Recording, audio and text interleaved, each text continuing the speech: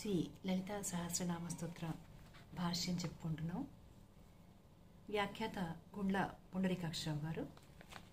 421వ నామం వ్యాహృత్యై నమో నమః. నామం వ్యాహృతి.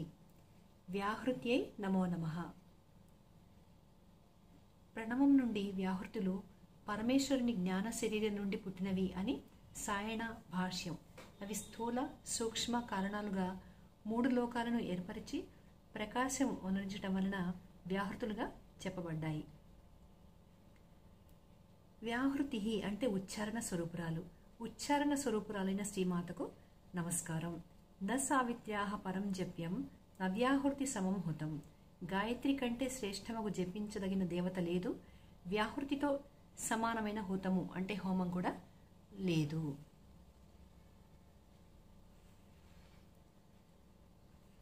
గాయత్రి మంత్ర సాధన ద్వారా కుండలిని రేచక పూరక కుంభకాల ద్వారా లేపి షట్చక్ర భేదం చేసి గాయత్రీదేవిని దర్శించడం, లేక లలితా పరమేశ్వరి లేక పరబ్రహ్మాన్ని దర్శించి అమృతత్వాన్ని పొందవలెను.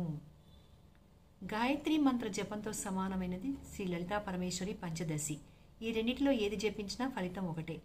ఉపనయన సంస్కారం లేనివారు గురువుల వద్ద పంచదశి మంత్రాన్ని ఉపదేశం పొంది శ్రీ లలితామాత సాక్షాత్కారం పొందవచ్చు. 422వ నామం సంధ్య. సంధ్యాయై నమో నమః. సంధ్య అంటే సంధ్యా సమయంలో ఉపాసించదగిన దేవతా స్వరూపిణి. సంధ్యా సమయంలో ఉపాసించదగిన శ్రీమాతకు నమస్కారం. తెల్లవారుజాము ఉదయ సంధ్య, సూర్యుడు నడిమింట ఉన్నప్పుడు మాధ్యాహ్నిక సంధ్య, సూర్యుని అస్తమయ సమయం సాయం సంధ్య. ఈ 3 సంధ్యా సమయాల్లో గాయత్రీదేవిని ఉపాసించాలి. గాయత్రీ జపం వల్ల పాపాలు నశిస్తాయి. ఒకసారి మంత్రజపం చేస్తే అప్పటి పాపాలు, 10 సార్లు జపం చేస్తే ఆ రోజు చేసిన పాపాలు, 100 సార్లు జపం చేస్తే నెలలో చేసిన పాపాలు, 1000 సార్లు జపం చేస్తే 1 సంవత్సరంలోని పాపాలు, 1,00,000 మార్లు చేస్తే జీవితంలో చేసిన పాపాలు, 10 లక్షల మార్లు జపం చేస్తే గత జన్మలోని పాపాలు, 100 లక్షల మార్లు చేస్తే సర్వజన్మలలోని పాపాలు, 10 కోట్ల మార్లు జపిస్తే ముక్తి పొందుతారు అని దేవి భాగవతం నుండి చెప్తున్నారు. గాయత్రి గృహంలో చేయడం సామాన్యం, గోశాల యందు చేయడం మధ్యమం, నదీ తీరాన చేయడం ఉత్తమం, దేవాలయాల్లో చేయడం విశేషం. ధ్యాన శ్లోకం చేసిన తర్వాత గాయత్రి జపం చేసి 24 ముద్రలు తప్పనిసరిగా చేయాలి. ముందుగా ప్రాణాయామం చేయాలి. 24 అక్షరాలున్న గాయత్రి మంత్రాన్ని ఉపాసిస్తే 24 తత్వాలు తెలుస్తాయి. నక్షత్రాలుండే సమయంలో పొద్దున ఉదయం 3 గడియలకు ముందు సూర్యోదయాత్ పూర్వం సంధ్యను ఆచరిస్తే ఉత్తమోత్తమం. సూర్యోదయం తర్వాత చేయడం అధమం. సాయంకాలం 3 గడియలకు ముందు సూర్యాస్తమయం కాకముందే ఆచరించడం ఉత్తమం. సూర్యుడు అస్తమించిన తర్వాత చేసే జపం, తర్వాత చేసే సంధ్య అధమం. 423వ నామం ద్విజబృంద నిషేవిత. ద్విజబృంద నిషేవితాయే నమో నమః. ద్విజ అంటే బ్రాహ్మణుల యొక్క, బృంద అంటే సమూహముచే, నిషేవిత ఉపాసింపదగినది, బ్రాహ్మణులచే ఉపాసింపదగిన శ్రీమాతకు అంటే గాయత్రి మాతకు నమస్కారం. ద్విజ అంటే 2 జన్మలు కలవారు. మొదట తల్లి గర్భం నుండి రావడం మొదటి జన్మ. 8 సంవత్సరాల వయసు రాగానే తండ్రి బ్రహ్మోపదేశం అంటే గాయత్రి మంత్రం చేసి వేదాధ్యయనం కొరకు గురువు చెంతకు చేరుస్తాడు. ఇది 2వ జన్మ. వేదాధ్యయనం వల్ల జ్ఞాననేత్రం వికసిస్తుంది. అందువలనే ఉపనయనం మరొక నయనం. మాంసనేత్రం ఈ దృశ్యమాన ప్రపంచం దర్శించడానికి, ఉపనయనం పరమాత్మ దర్శనం చేసుకోవడానికి. ఉపనయన సంస్కారం బ్రాహ్మణులకు, క్షత్రియులకు, వైశ్యులకు కూడా ఉంది. వీరు సంధ్యా సమయంలో గాయత్రి మంత్రాన్ని ఉపాసించాలి. ద్విజ శబ్దానికి పక్షి అని కూడా అర్థం ఉంది. పక్షికి మొదటి జన్మ అండం, 2వ జన్మ అండం నుండి పక్షిగా రావడం. ద్విజబృంద అనగా పక్షుల సమూహం. పక్షులు ఆకాశ సంచారం చేసి సాయంత్రానికి గూటికి చేరి జాగ్రత్త స్వప్న అవస్థలను పొంది చివరకు సుషుప్తియగు పరబ్రహ్మంలో లీనమవుతున్నాయి.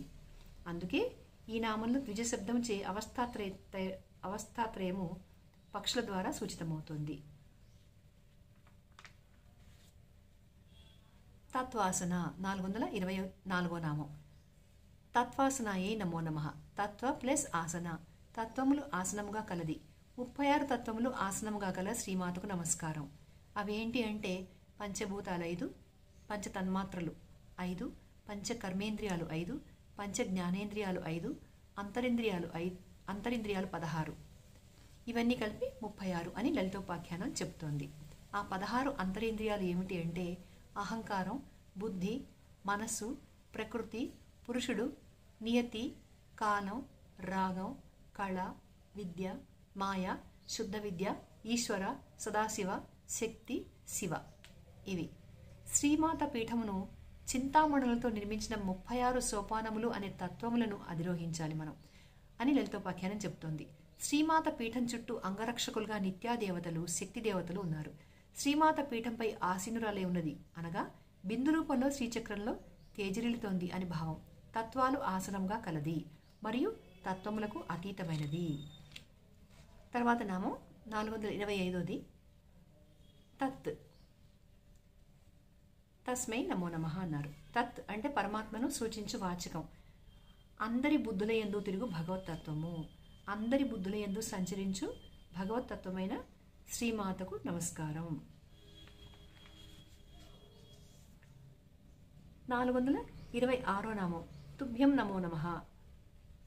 తుభ్యం అన్నారు ఈ నామాన్ని. అది తుభ్యం నమో నమః. త్వం అంటే నీవు అని చెప్పదగిన శక్తి. నీవు అని చెప్పదగిన శక్తి స్వరూపురాలైన శ్రీమాతకు నమస్కారం. శ్రీమాతను ఈ నామంలో త్వం పదంతో వసిన్యాదులు పలుకుతున్నారు. 427 అయ్యి, అయ్యే నమో నమః. అయ్యి అంటే అందరికీ తల్లి అగుట వలన అమ్మ అని సంబోధన. అందరికీ తల్లి అయిన శ్రీమాతకు నమస్కారం. 428వ నామం పంచకోశాంతర స్థిత. పంచకోశాంతర స్థితాయే నమో నమః. పంచ ప్లస్ కోశ ప్లస్ అంతర, అన్నమయాది పంచకోశములలో స్థిత ఉన్నదేవి. అన్నమయాది పంచకోశములలో ఉన్న శ్రీమాతకు నమస్కారం. కోశం అనగా వస్తువును బయటకి కనపడకుండా చేసేది. ఆత్మను కనపడకుండా 5 కోశాలు కప్పి ఉంచుతాయి. అవి అన్నమయ కోశం, ప్రాణమయ కోశం, మనోమయ కోశం, విజ్ఞానమయ కోశం, ఆనందమయ కోశం. శ్రీమాత జ్యోతి స్వరూపంగా పంచకోశాలలో ఉన్నది. అట్టి మాతను ఆత్మజ్ఞానంచే నెరుగవలెను. తైత్తరీయోపనిషత్తు భృగువలిలో వరుణుడు భృగు మహర్షికి పంచకోశాలను వివరించి వాటిలో గల బ్రహ్మతత్వాన్ని వివరించాడు. 429వ నామం నిస్సీమ మహిమ. నిస్సీమ మహిమాయే నమో నమః. నిస్సీమ మహిమాయే నమో నమః అంటే ని ప్లస్ సీమ, హద్దులు లేని మహిమ, మహిమ కలది. ఊహించలేని, హద్దులు లేని, అంతులేని మహిమ గల శ్రీమాతకు నమస్కారం. 430వ నామం నిత్య యవన. నిత్య యవనాయే నమో నమః. నిత్య అంటే ఎల్లప్పుడు, యవన యవనవంతురాలు అంటే వార్ధక్యము లేనిది. సదా యవ్వనవంతురాలైన శ్రీమాతకు నమస్కారం. శ్రీమాత భూత భవిష్యత్ వర్తమాన కాలంలో యవ్వనవంతురాలు. బ్రహ్మము సదా అమృతత్వమే కదా, కనుక సగుణ నిర్గుణాలలో వృద్ధాప్యం ఉండదు. సదా యవ్వనవంతురాలే. నిత్యం 16 సంవత్సరాల యవనవతి మాత. శ్రీదేవి నగరానికి 25 ప్రాకారాలు. 20 ప్రాకారములలో మాత తారాదేవి అనే పేరుతో యవన రూపంలో ఈ విధంగా ఉంది.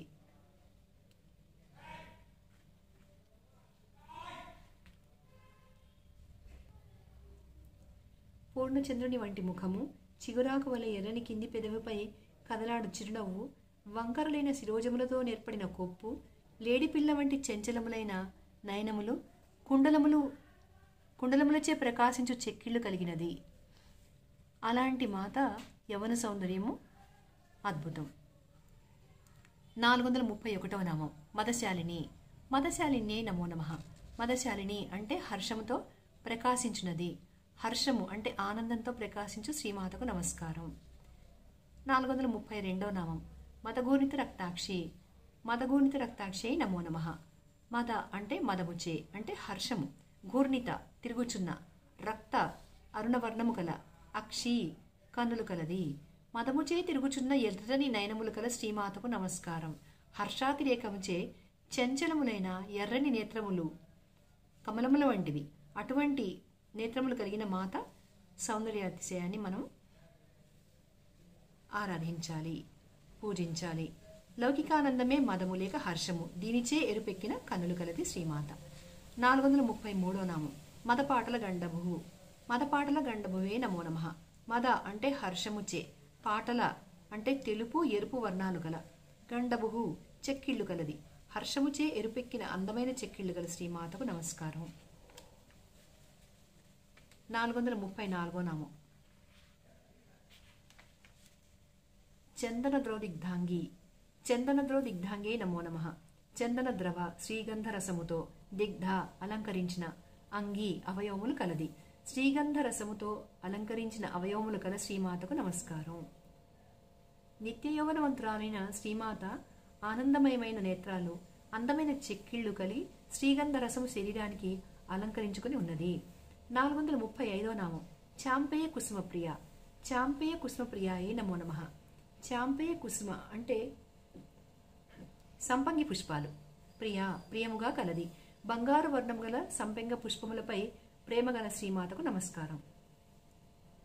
436వ నామం కుశల. కుశలాయే నమో నమః. కుశల అంటే సృష్టి స్థితి లయములందు నేర్పరురాలు. సృష్టి స్థితి లయములందు నేర్పరురాలైన శ్రీమాతకు నమస్కారం. 437వ నామం కోమలాకార. కోమలాకారాయే నమో నమః. కోమల ప్లస్ ఆకార సుకుమారమైన రూపము కలది. సుకుమారమైన రూపము గల శ్రీమాతకు నమస్కారం. కోమలమైన అవయవముల కూర్పు కలిగి సౌందర్యాతిశయము కలది. శ్రీమాత సౌందర్యానికి సకల దేవతలు ముగ్ధులవుతారు, రాక్షసులు పరవశులవుతారు. సుందోపసుందులను, శుంభ నిశుంభులను, మహిషాసురాది రాక్షసులను మోహపరవశులను చేసింది మాత. 438 నామం కురుకుళ్ళ. కురుకుళ్ళాయే నమో నమః. కురుకుళ్ళ అంటే కురుకుళ్ళ అనే పేరు గల దేవీ స్వరూపురాలు. కురుకుళ్ళ అనే నామంతో ఉన్న శ్రీమాతకు నమస్కారం. శ్రీనగర ప్రాకారంలో శ్రీమాత కురుకుళ్ళాదేవి రూపంలో ఉంటుంది అని ఆర్య ద్విశక్తి చెప్తోంది. కురువింద తరిణి నిలయాం కులాచల స్ఫర్తి కుచ నమన్ మధ్యాం కుంకుమ విలుప్త గాత్రీం కురుకుళ్ళాం మనసి కుర్మహే సతతం. కురువింత మణులతో చేసిన పడవయందు ఉండినది. కుల పర్వతముతో పోటీ చేయు స్థనముల బరువుచే వంగిన నడుము, కుంకుమ పువ్వు మెయిపూతతో పూయబడిన శరీరము కలది అయిన కురుకుళ్ళాదేవిని సదా మనసున ఆరాధిస్తున్నాను, ధ్యానిస్తున్నాను. 439వ నామం కులేశ్వరి. కులేశ్వరి అయి నమో నమః. కుల అంటే సుషుమ్న మార్గమునకు, ఈశ్వరి అధిదేవత. సుషుమ్న మార్గానికి అధిదేవత అయిన శ్రీమాతకు నమస్కారం. మూలాధారం నుండి ఆజ్ఞాచక్రం వరకు గల మార్గాన్ని కులం అంటారు. ఈ మార్గానికి అధిదేవత. 440వ నామం కులకుండలాయ. కులకుండలాయ నమో నమః.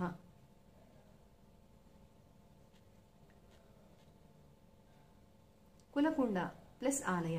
కులకుండలము స్థానంగా కలది. కులకుండం స్థానంగా గల శ్రీమాతకు నమస్కారం. మూలాధార కర్ణిక మధ్యయందున బిందువును కులకుండము అంటారు. దీని యందు సుషుమ్నా నాడి సర్పము వలె చుట్టలు చుట్టుకుని ఉంటుంది. సుషుమ్నా నాడి మూలంలో చక్రాకృతిలో ఉన్న మూలాధారము ఆలయము, అది శ్రీమాత నివాసము. తర్వాత నామాలు మళ్ళీ నెక్స్ట్ వీడియోలో చెప్పుకుందాం.